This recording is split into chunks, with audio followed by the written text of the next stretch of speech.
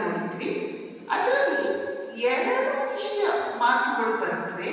ಆ ಮಾತುಗಳು ಸ್ವಾಮೀಜಿ ಹೇಳಿದ್ದು ಸುಂದರರಾಮಯ್ಯನವರಿಗೆ ಒಪ್ಪಿಗೆ ಆಗಿರುವಂತೆ. ಆದರೆ ಸ್ವಾಮೀಜಿ ಕೊನೆಗೂ ಅವರಿಗೆ ಕನ್ವಿನ್ಸ್ ಮಾಡಿಬಿಟ್ರು. ಅದರಲ್ಲಿ 1ನೇ ವಿಷಯ ಏನು ಅಂದರೆ, ಒಂದ್ಸಲ ಸುಂದರರಾಮ ಅಯ್ಯ ದೊಡ್ಡ ಸಭೆಯಲ್ಲಿ ಹೇಗೆ ಮಾತನಾಡ್ತೀರಿ ನೀವು, ಈಗ ಇಲ್ಲೇ ಮಾತನಾಡಿಲ್ಲ ಅಂತ ಹೇಳ್ತಾ ಇದ್ದೀರಲ್ಲ ಅಂತ ಸುಂದರರಾಮಯ್ಯನವರು ಕೇಳಿದ್ರು. ಆಗ ಸ್ವಾಮೀಜಿಯವರು ಹೇಳ್ತಾರೆ, ಅದು ಭಗವಂತನ ಸಂಕಲ್ಪ. ಭಗವಂತನ ಸಂಕಲ್ಪ ಆದರೆ ಭಗವಂತ ಖಂಡಿತ ಆ ರೀತಿ ಮಾತನಾಡಿಸ್ತಾನೆ.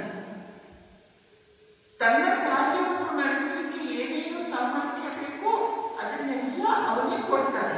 ಭಗವಂತನ ಸಂಕಲ್ಪ ಆದರೆ ಅಷ್ಟೇ ಅವೆಲ್ಲ ನಡೆಯುತ್ತೆ. ಇಲ್ಲದಿದ್ದರೆ ನಾನಾಗಿ ಯಾವ ರೀತಿ ಮೇಲೆ ಬಿದ್ದು ಶಿಕಾರಕ್ಕೆ ಹೋಗಬೇಕು, ಪ್ರವಚನ ಮಾಡಬೇಕು ಅಂತೆಲ್ಲ ಆಲೋಚಿಸುವುದಲ್ಲ ಅಂತ ಸ್ವಾಮೀಜಿ ಹೇಳಿದ್ರು.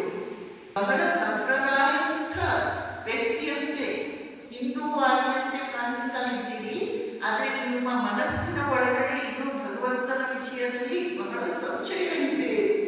ನೀವು ಸಂಶಯವಾದಿಯಾಗಿದ್ದೀರಿ. ಜನರ ಮುಂದೆ ಮಾತನಾಡಲಿಲ್ಲ ಅಂದವರು ಅಮೆರಿಕದಲ್ಲಿ ಶಿಕಾಗೋದ ಸರ್ವಧರ್ಮ ಸಮ್ಮೇಳನದಲ್ಲಿ 7-8 ಸಾವಿರ ಜನರ ಮುಂದೆ ಮಾತನಾಡಿದ್ರು. ಮತ್ತು ಆವಾಗ ಕೂಡ ಬರುತ್ತೆ, ಸ್ವಾಮೀಜಿ 1 ನಿಮಿಷ ಅಲ್ಲಿ ನಿಂತ್ಕೊಂಡ್ರು, ತಾಯಿ ಸರಸ್ವತಿಯನ್ನು ನೆನಪಿಸಿಕೊಂಡ್ರು, ಶ್ರೀರಾಮಕೃಷ್ಣರನ್ನು ನೆನಪಿಸಿಕೊಂಡ್ರು. ಆಮೇಲೆ